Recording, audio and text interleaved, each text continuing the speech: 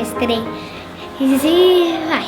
Eu gosto muito da minha mãe, porque ela é divertida, engraçada e a gente gosta de passar muito tempo com ela.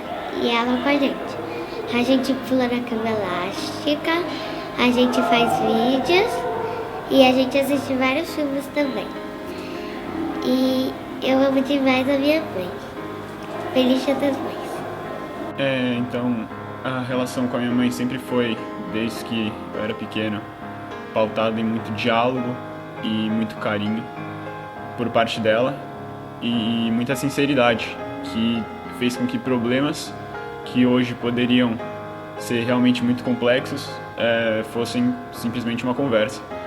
E eu devo muito a ela por ter sido uma pessoa que acreditou desde o começo que a gente não faz as coisas com mentira, a gente faz as coisas com sinceridade. Eu fui adotado em Santa Catarina, num hospital local.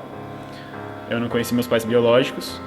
E é curioso que na fila de espera do hospital havia duas outras famílias na frente dos meus pais para adotar a criança. E o telefone deles não tocou. Então eles pularam duas famílias.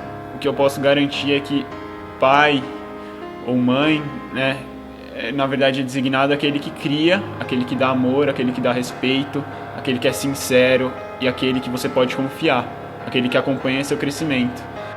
Ela sempre foi uma mulher que trabalhou muito e sempre brigou pelo que ela me ensinou.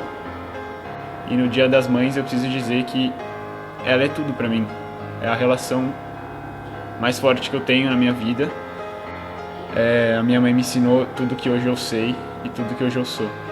E eu não seria nada sem ela.